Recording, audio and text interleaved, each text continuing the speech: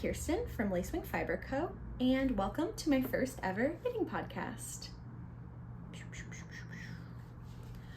All right, so I know that the knitting podcast world is rather saturated and you're probably wondering what makes me special, why am I here? Well, I like to think that I'm pretty cool. But beyond that, I, other than being, a knitter, crocheter, sort of a new spinner, as well as an attempted pattern designer, I'm also a graduate student. I'm about to start a master's degree in biology at a California State University school. And so I'm really excited to talk about, not only my fiber art and my love of craft, but also how I manage my time and my sort of life as a grad student who's also really into fiber arts. So yeah, if that's interesting to you, I hope you stick around. I'd love to yap a little. All right, so first, I thought we could do a project intro. So a lot of the podcasts that I watch do project updates, but you've never seen me before. So we're gonna do an intro for this episode.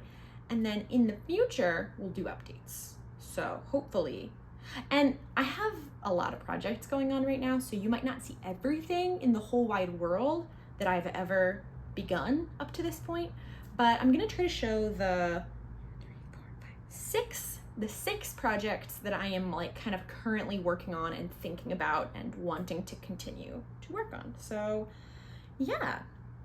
As I said, I knit and I crochet as well as spin, but I'm not great at spinning yet. So yeah, I'm excited to be here. So first of all, I wanted to talk about my first project, which is the Winter's Beach Cardi by Andrea Mowry. So for my Winter's Beach Cardi, I'm using Mungo, Rosa Pomar Mungo in, I think this is color 12, which is sort of like a burnt orangey speckled with white sort of vibe. It's a cotton wool blend. I think it's 55-45, but I can't find, oh no, it's 50-50. 50-50 cotton wool. And I'm really enjoying working with it so far. So I haven't gotten very far, but here I'll show you the project. It is a cardigan, so it's not joined. And I decided to stop at the end of a row last night, which is unusual for me. But yeah, here she is. So I'm supposed to get to about twice this length of ribbing. So, we've got a little ways to go, but I am really eager to start on the cables. So I'm kind of zooming through it. I did probably like an inch yesterday. So yeah, I casted this on a 2 weeks ago. And yeah, I'm knitting it with a friend from home, Alexis, love ya. She and I have decided to knit it together, both in Mungo. So yeah, we're gonna, hopefully make that happen, bang it out. And I'm really excited for it to be a cotton wool blend because I live in Southern California and I fear that 100% wool is not the most wearable of fibers down here. So I think this will be good for SoCal. It's a DK worsted weight cardigan, so it's already gonna be kind of heavy. Probably not a bad idea to have a slightly more breathable fiber. So yeah, that's my Winter's Beach Cardi. Alrighty, so next we have a project I just started 2 days ago, so don't get too excited or nothing. It is a California sweater by Knit California. She's great. This is not my first. This is actually the second California sweater I've ever made. I really love mine. My partner really loves mine, and he has requested his own. So I'm making him one for Christmas. He knows about it, so this isn't a surprise. But yeah, this is the Yarn Citizen Trinity Cashmere is the fuzzy yarn. So let's see if I can separate it. It's this sort of pale blue color. I'll pull out a ball of that. Yarn Citizen Trinity Cashmere in Ocean. I'm really fond of it. It's very soft. The cashmere content goes crazy. It's a baby alpaca, silk, and cashmere blend, so it's about as soft as you can get. And I find that baby alpaca, bothers my allergies less than a true mohair does. So I like this a lot. And the pattern designer, Knit California, recommends an alpaca because it, oopsies, don't fall now. It tends to be a slightly more opaque fabric than a mohair. I don't know if you can see it. I'll put a picture in either way, but yeah, a Surrey alpaca tends to have a little bit more of a dense halo, and so should hypothetically give a little bit more coverage because it's not really intended to be worn with an undershirt. So yeah, that's the mohair that I'm using. And then the main color is this Sweat Bee Fade that I got from Round Mountain Fibers. So these guys are awesome. They're from like Vermont, I think. And this is their entomology collection, which I am an entomologist. I'm getting my master's in biology, but with a focus in moth ecology and pollination. So yeah, I'm really always so thrilled to find entomology based yarn. So this is Round Mountain Fibers Sweat Bee Fade. So it was 3 skeins of fingering weight yarn, and yeah, I'm really excited. So this is the 3rd one. It's got the most of the dark. It's, you know, they kind of progress from light to dark. So this is the darkest. The one I'm working on right now is 1, so it's the lightest. And I've just done the cast on and a little bit of the back of the neck. So it's, you know, basically this will be back here. It's not gonna fit me, so it's a little comically big, but yeah, it'll just hang out. Yeah, it's a drop shoulder. I'm really excited. I really love how my California sweater fits me, so I think this one's gonna be awesome. Oh, and for this project, I'm using a needle that is new to me. So this is the Good needle. It's the brand, I promise I'm not being evil. I forget. Yeah, they're just, I think, the Good brand. I'll put a picture on the screen somewhere. But what's interesting is that they're squares and they have these like rib, like it's textured. So, you know, a lot of people complain about metal needles, that they're so slippery. And this is kind of like the best of both worlds, right? My mohair isn't catching like it would on a wooden needle, but it's also, you know, slippery. It's also got enough grip to keep it so it doesn't just like slide every which way.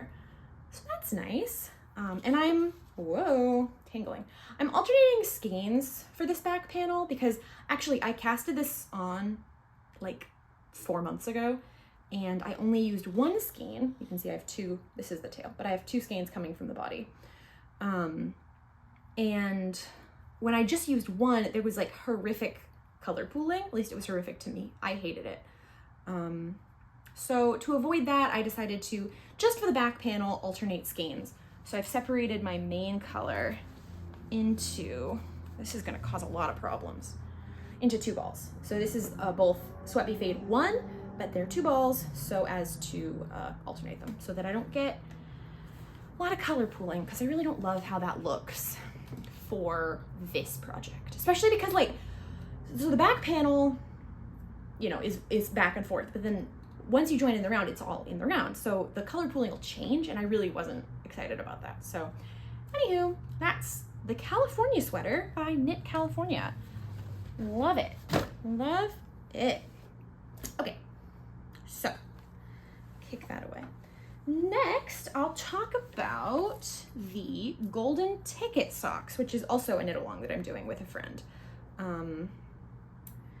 So these are fun. They're a textured sock. So we have this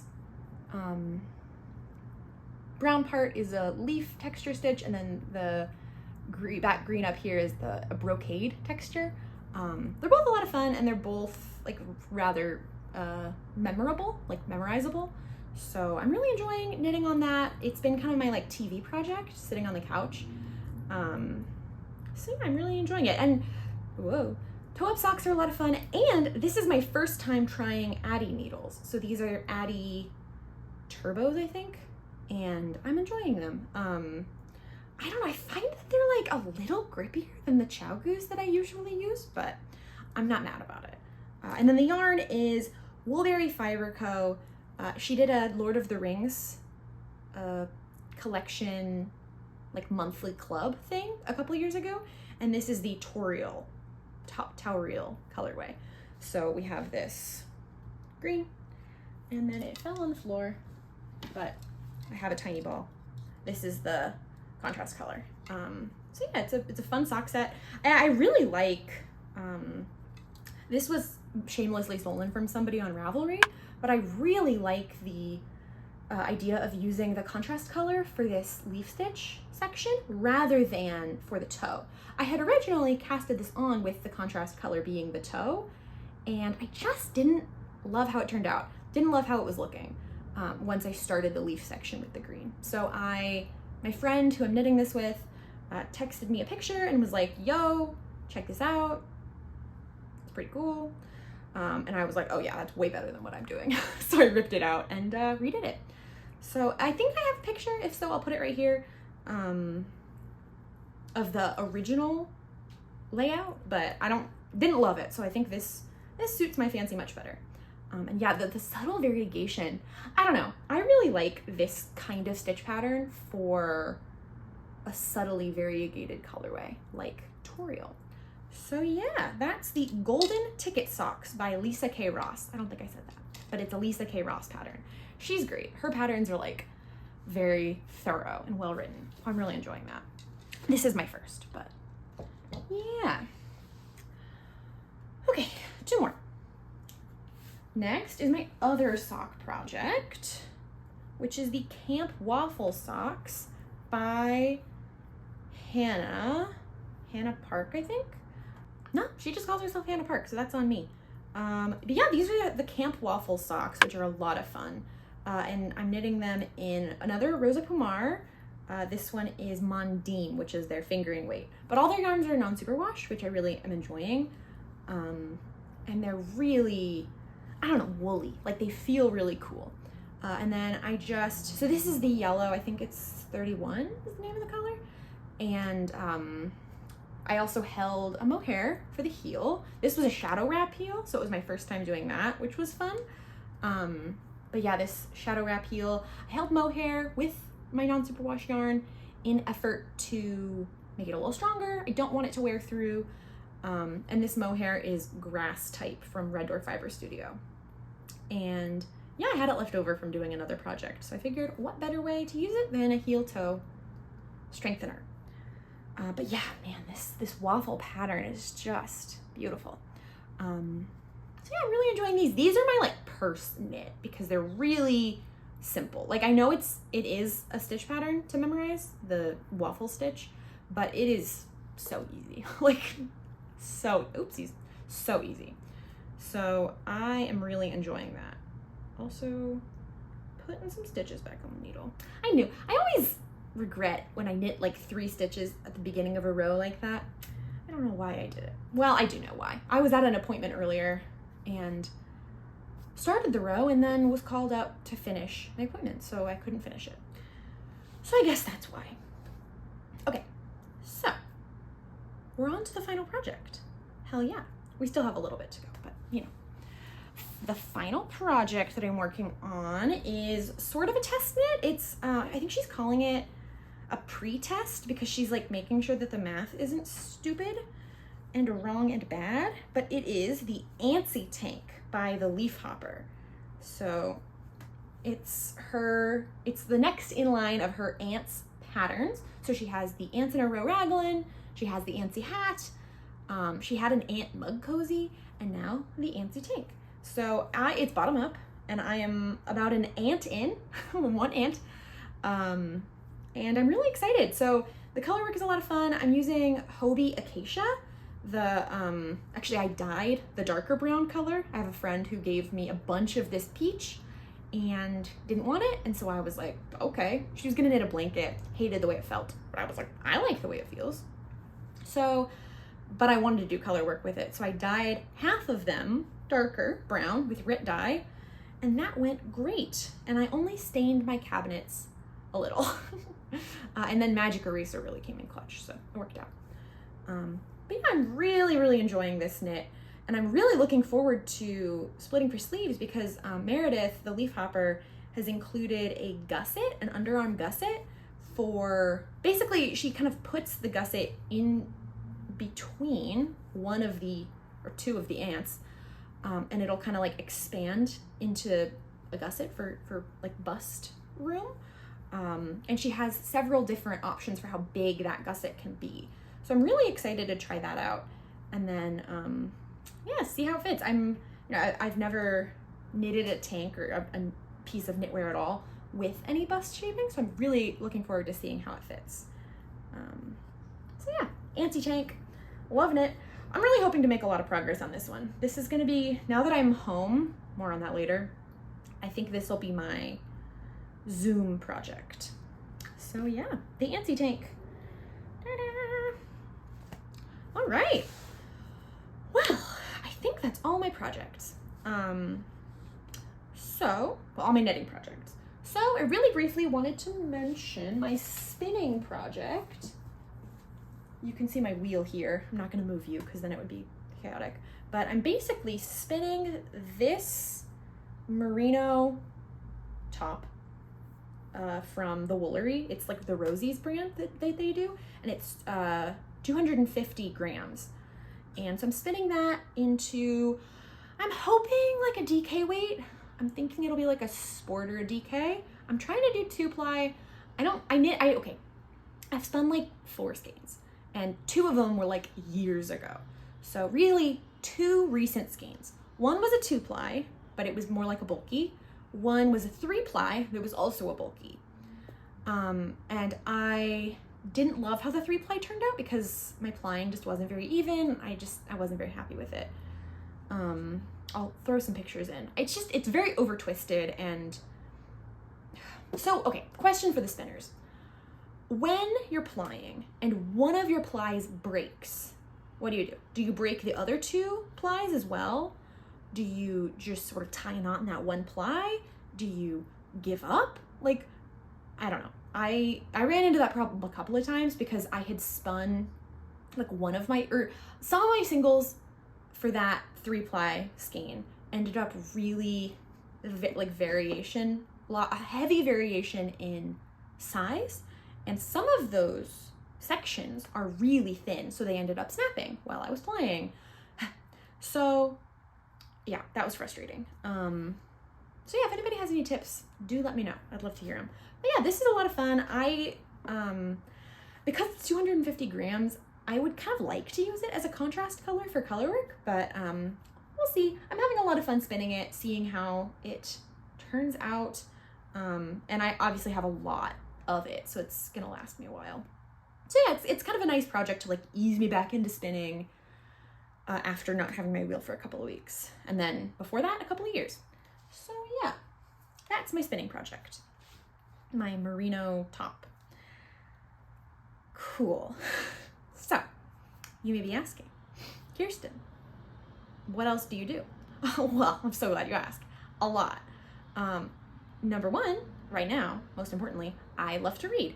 So, right now, I'm in the middle of 2 books. One I'm like in the middle of, and one I just started like on the plane, and I'm not sure if I'm gonna finish it, but we'll see. So I'm gonna have to go grab those. So I'm gonna be right back. All right, hello. Welcome back to having me. I know it's probably only been 2 seconds for you, but it's been longer for me. All right, so my books. I really love to read mostly fantasy, sci-fi, and romance. Those are my fave genres. So yeah, it's kind of a little bit of all of those.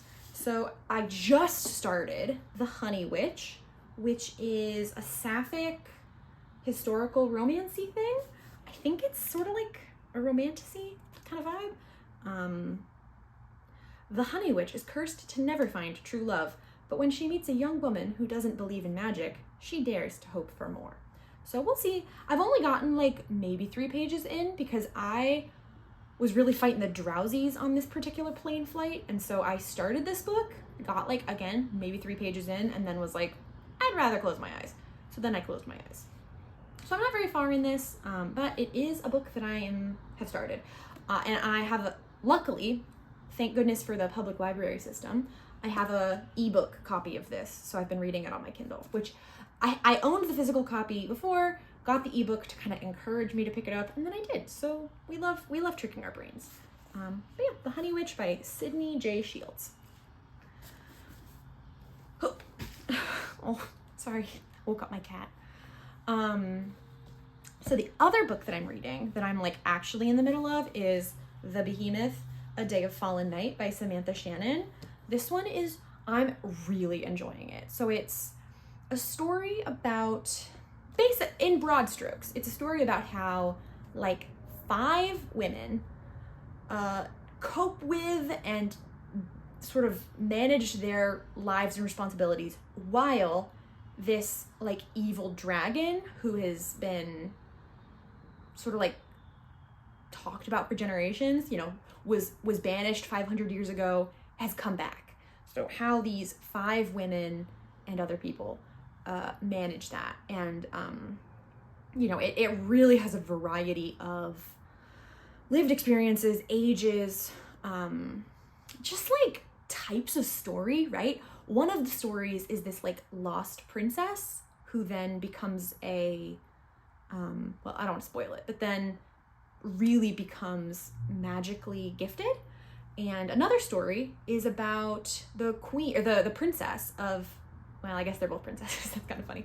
The other story is about the princess of this other country that's completely across the sea, who her bloodline is said to keep this dragon chained, and she needs to have a child in order to continue that bloodline. So, you know, it's really about motherhood as well. There's a lot of really interesting discussion of being a mother, being a child of a mother, right? Like how your mother's actions have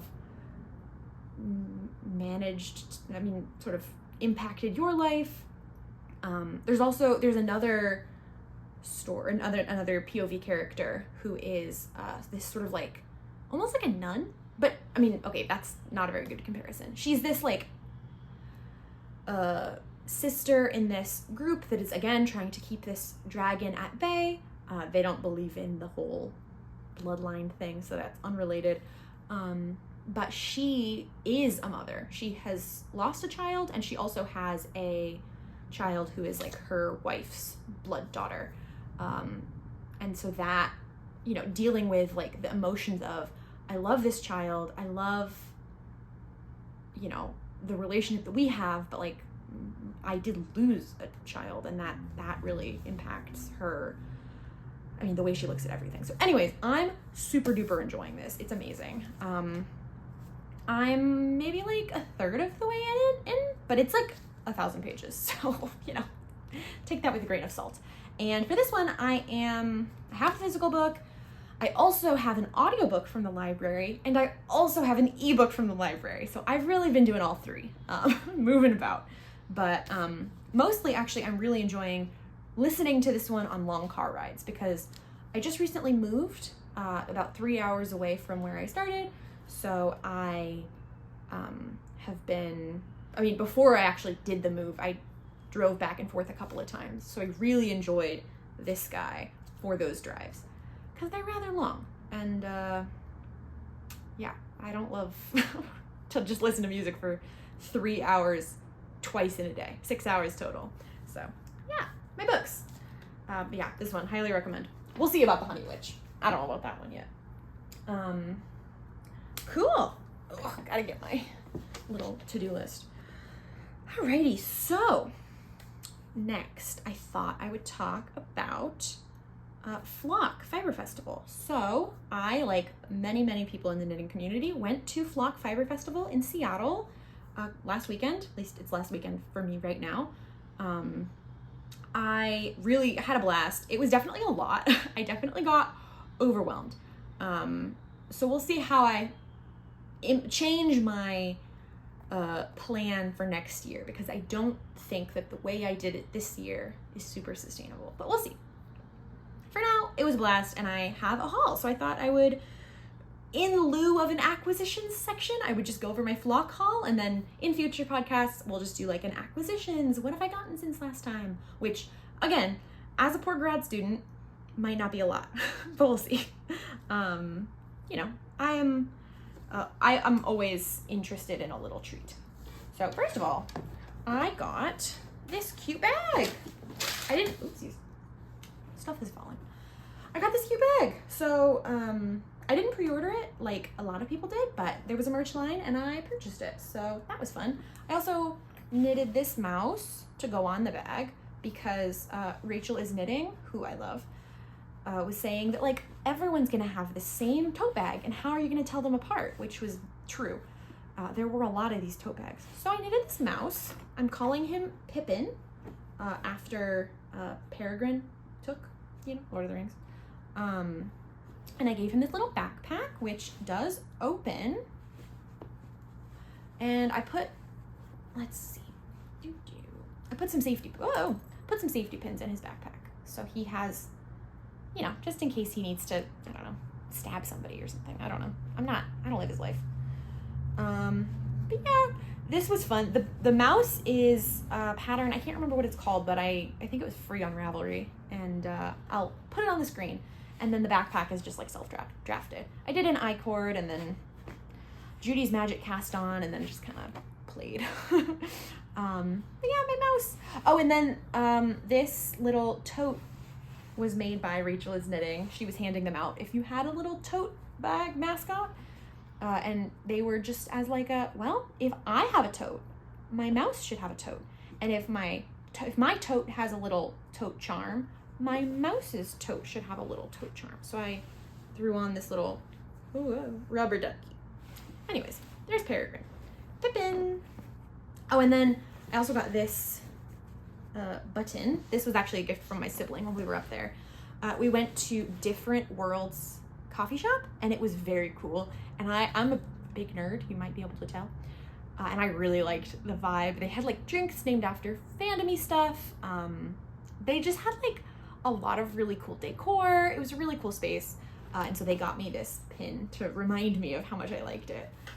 So yeah, I'm gonna use this for I'm gonna use this tote for Flock again next year. And then I'll remember how lovely that was. So back to the tote. Oh Lord. Why didn't you guys tell me? I was carrying my sock. All right, let's put this back in there. Okay. So now, the haul. Yarn time. So first of all is actually kind of a lie. So these were not acquired at Flock. These were acquired like a year ago from Treehouse Knits Ever After collection. I adore the movie Ever After. I just rewatched it like 2 nights ago because I was looking at this yarn. So this one is I'm Only Here for the Food. And this one is Then I Shall Have to Make You Wings. So if you've seen the movie, that matters to you. But yeah, I thought these would be adorable together, but like a fool, I only bought 3 skeins total. I was like, oh, I'll make a tank. It's non-superwash DK. In what world do I need in Southern California, do I need a tank top with non-superwash DK? No world. So I was like, okay, this is dumb. So I decided that to rectify my problem, I would go buy another skein or 2 to kind of match them at Flock to make more of a tee, like a colorwork yoke tee. So I don't know, I haven't decided on a pattern yet, but that was my thought. So I went into, all right, let me go find it. Oh, I went into Little Fiber Co. and the lovely proprietor, whose name I forget, helped me find a skein that is just beautiful, and I will show it to you now. So there's all 3. This one, and okay, I'm sorry, I didn't lead with the most exciting thing. The most exciting thing is that this pink one from Little Fiber Co. is also based on a Cinderella movie. This pink one is based on the Cinderella Rodgers and Hammerstein version with Brandy, and I'm a big theater nerd, so that makes me very happy. And that movie, they're all Cinderella. How cool is that? So anyways, it's very exciting. And like, oh my God, just look at that. Isn't that beautiful? So this one by Little Fiber Co. is called I Cannot Keep Lying to Your Mother, and it is on her Falkland DK base, which is a non-superwash. So I think they'll go really well together. She even looked at these and was like, oh yeah, I think this will be a good match in terms of gauge. So I'm really excited about that. Ain't they just beautiful? So that's one of my haul items. The other thing I got was also Little Fiber Co. I got some spinning fiber 10 Minutes Ago, also from Cinderella, and This Ball Will Never End, also from Cinderella, both on her 100% Cormo fiber. I think I'm gonna apply them together, turn them into a sort of like a barber pole skein. I don't know, we'll see. But I really liked them together, and I also really like 10 Minutes Ago. It's like my favorite song from that version of Cinderella. I love a Cinderella retelling. So anyways, this one especially just like really spoke to me. I saw it from across the room. Ella from Dislocated Needles, I think, had it in her hands at a table, and I was like 2 tables away sitting with my family, my aunt and my sibling. And I was like, oh my God, I gotta go talk to her. So I went up to her, and then I chickened out. And then I went up to her again, and I was like, hi. She like fully left, came back, and then I was like, okay, I have to talk to her. So I went back up to her, and I was like, hi. I saw you had some fiber. It looked like this like very nice light blue. Can I please, where did you get it? I must know. And she was very nice. She was like, oh yeah, it's a little fiber go 10 minutes ago. And I was like, heard. And I beelined. Anyways, so thank you, Ella, for not being mean to me. And thank you, Little Fiber Co, for these beautiful skeins, and also for the help with my pink, my treehouse knits yarn. I'm very excited. So anyways, again, don't know what I'm gonna do with these in terms of knitting, but I am really excited to spin them up. I think it'll be fun to do that. So next, I went to Terrapin Fibers, and I had a nice time. This was unexpected, but I saw her Harbor Fingering base, which is a cotton linen blend. It's 70% organic cotton, 30% linen, and I, as mentioned, live in Southern California, so I said, okay. And like, oh my God, I love a jewel tone, and I think I really look good in a jewel tone. It's okay, you don't have to say anything. And so this one, and like green's my favorite color, so I was just like, I do think I need this. So I think for this one, I don't know. I want to do a tee, and I think I want to do a textured tee. I don't love petite knit just because I'm a contrarian, I think. But I have in my mind's eye something kind of like the anchor tee, like her like yoke, the like sort of, I'll put a picture, you'll see. Her anchor tee or something like that would look really cool in this. So like I said, this one was totally just like convenient that I walked by, but yeah. I was knitting a sample for Red Door Fiber Studios, whom I love. Kate is an absolute darling and like truly one of the sweetest people I know. And also like one of the reasons I got into hand-dyed yarn. Like as a quick aside, I followed her account when she was doing her Avatar: The Last Airbender collection, and I think I might have even been just like barely seen her stuff during her very first Studio Ghibli collection.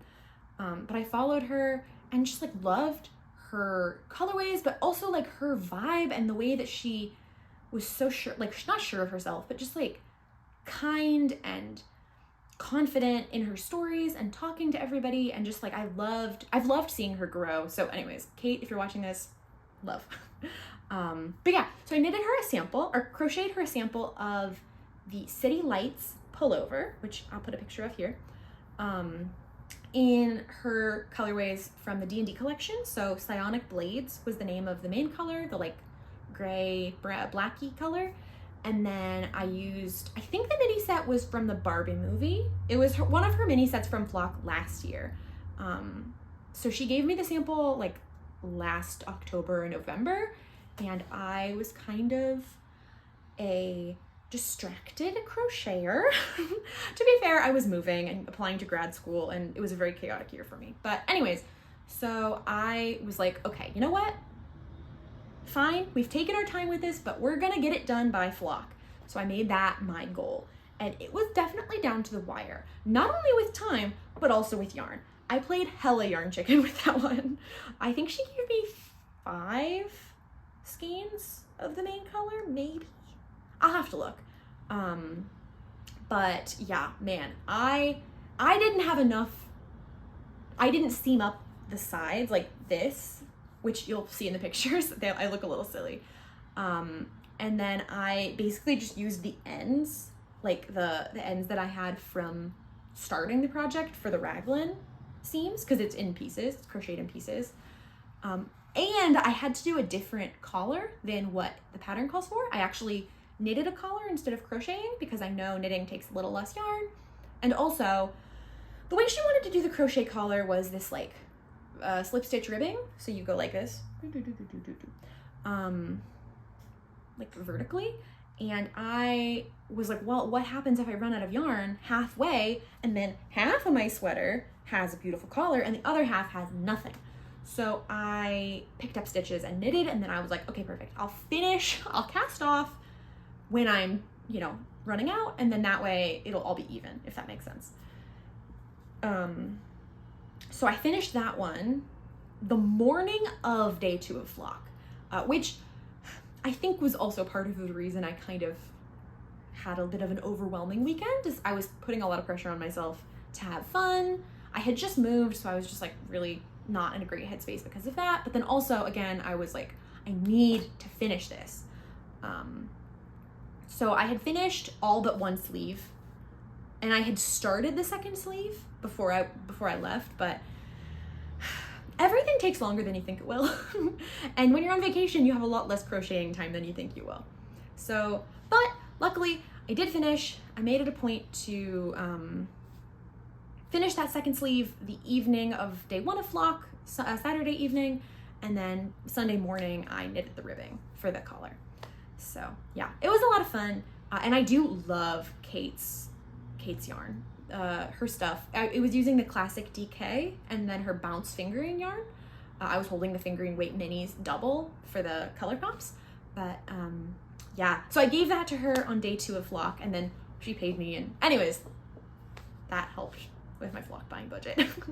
But anyways, I really was thrilled to have time to finish that. So I'll throw a picture in right here. But that helped me to get my next acquisition, which were all day 2. So first, obviously, I was so very excited to have finished my City Lights pullover that I went to Red Door Fiber Studios. And when I turned in my finished sweater, I went and bought Heal the World on Bounce Sock. This colorway is based on Horizon Zero Dawn, which is like one of my favorite games. It's for the PlayStation. You can play it on the computer too, but I don't have a very good computer, so I play it on the PlayStation. But Horizon, oh my god, it's the backgrounds are beautiful, the story is really engaging, the character models and like talking animations are pretty good, like especially given the first game I think came out in like 2019, 2018. I think it's been out for a while. I don't know, time is an illusion. I know I played it during the lockdown in 2020. But yeah, beautiful yarn, 10 out of 10. And I've knitted stuff with her bounce sock before, so I know I really like it, but yeah, I'm really excited. And then otherwise, because I knew I wanted to get some spinning fiber from her, unfortunately, the color that I really loved, the green, I can't remember what it was called, it was sold out. But I did end up getting 2 braids of Dream Girl Evil, which was one of her flock exclusive colorways. Yeah, Dream Girl Evil. I don't recall what this is based on, but it reminds me of her Autumn Royalty collection, or sort of like mini collection that she did in autumn. And I'm a sucker for like a burnt orange, as you can probably tell. So yeah, these are Australian Merino. Again, no idea what I'll make with them, but I am really excited to have some more fiber. Yeah. So thank you again to Kate, and I'm really glad that you had these still. So, okay, second to last. The final place that I went was Spin Cycle. I have never knitted with Spin Cycle. I've seen it, it's beautiful, I've never knitted with it. I've also never knitted brioche. So I saw they had a sample of the Harlow Flip, which is a brioche project, a brioche hat by Andrea Mowry. And I was like, well, that seems like a pretty good beginner brioche project. And I've never done brioche, and I would like to try, and I would like to try Spin Cycle. So, you know, bada bing, bada boom. So I got these. This one is their flock, like, I think it was their flock exclusive color called Tough Love. They're both on Dream State, which I think is the color, or the yarn that's called for. We'll figure it out. And then I also got this in Rosy Maple, which, you know, moths, gotta love it. So anyways, I'm gonna do 2-color brioche, the Harlow Flip, in these. I don't know when I'm gonna start that, but I am really excited to try. Yeah, so, and I'm really excited to try Spin Cycle yarns. They're expensive, but just stunning. I mean, like, the subtle variation in the 2 colors, oh my god. Anyways, so that's the end of my flock haul. Maybe I'll throw a picture in the video now just to show you it all together, since that's the trendy thing to do. But yeah, I had a blast. I did end up leaving a little early just because, again, I got really overwhelmed and I just needed to be home. But I am really glad that I went, and even though I had kind of a hard time, I wouldn't change it. I wouldn't do anything different. I mean, okay, maybe I would, I don't know, take a couple more calming breaths, but I would, you know, still go in a heartbeat, and I'm looking forward to hopefully going next year. The biggest thing that I would like to do next year, if I go, when I go, is to take a class. I didn't get a chance to this year because I was kind of light on cash, but I was really jealous of all the people that got to take classes, and I'm really hoping that I get to next year. In particular, Sorry Nordland had a Designing with Cables class that just looked fascinating. So we'll see. Hopefully I get to go next year, and hopefully she offers a similar class. Otherwise, I am certain that they'll pick out something interesting and probably several things that are interesting. And I'm sure it'll be a blast. So yeah, that's my flock haul, my flock story. I did enjoy it a lot. And I must say, the event itself was run very well. You know, I've been to a number of fiber festivals, and flock, for the amount of people that were there, was like so easy to get around, so easy to get food, to understand. Like, I mean, God, the amount of organizational skill that went into it was impressive. So props to Le Mercery for that. Oh, and then, I'm sorry, the final thing I got in Seattle was not from Flock. It was this, which I got from my fabric stash, which is in Liberty Public, or which is in the Seattle Pikes Place Public Market. It's like I think it's like a secondhand fabric store. I saw this. It's 100% cotton twill, and it was on sale so this is 5 3/4 yards of cotton twill. Cotton. On sale for $26. I was shocked. When I tell you, my jaw hit the floor. I was really not trying to buy anything before Flock because I was trying to save my money for Flock. But again, this is where the having cash was nice comes into play, because I was able to say, you know what? No. $26 of my Flock budget can go towards this, and then I'm sure I won't spend it again forgetting later. So I'm really excited about this. It's new to me, but oh my god. And it's sage green, obviously. I have a cat named Sage, so like written in the stars, truly. So anyways, I haven't sewn a whole lot lately. Moving makes it really hard. Also, sewing is one of those things that I feel like I really get into for like a week, and then I drop for a long time. So I don't know when I'll pick it back up. I'm feeling the itch, so I'm thinking soon. But yeah, I am, when I do pick this up, I'm really excited. And I laundered it. It's ready to go when I am ready for it. So yeah, I think that's everything. So that's all I got for you. I was going to talk about project plans. I'm not planning on casting on anything new. I was thinking of, I have two sewing patterns potentially picked out for that green cotton. I was thinking either this set of overalls, which I'm really fond of. I was also thinking the overalls could be fun in this yarn, or this fabric, which I got. I have to look and see if I have enough, but I'm kind of in an overalls kind of mood. Or I got this kirtle pattern from a Renaissance fair. I think it was the Inglewood one, the Renaissance Pleasure Fair in LA. But yeah, I think it'd be fun. I'm a big nerd, as I've said. So I think something like this could be fun, even if, because my thought for the green was, I want to make a long skirt and a bodice, and I want to make them separate so that I can wear them separately, but also together. Shocking, I know, groundbreaking. But I think that'll make a really wearable piece for me. Because I have a hard time wearing that Renaissance Fair. Something like this, I would have a hard time wearing in real life, like to my work, but a skirt, a long skirt based on this, absolutely no problem. Or even this top with something a little less, I don't know, we'll see. No decisions have been made yet, but those are my only cast on plans, which aren't really even knitting related, but c'est la vie. So I think that is all I've got for you, truly. So if you made it this far, thank you so much for watching. I kind of can't believe that. It doesn't feel real yet, so we'll see. But yeah, I had a lot of fun making it. I love to yap, so I'm probably gonna keep doing these until, I don't know, Kingdom Come, I suppose.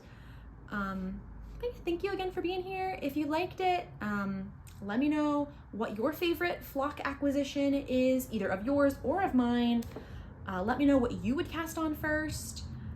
Let me know what you think about my skirt plan. Let me know if you have any bodice pattern suggestions that might go with a really long skirt. And yeah, hopefully I'll see you guys soon.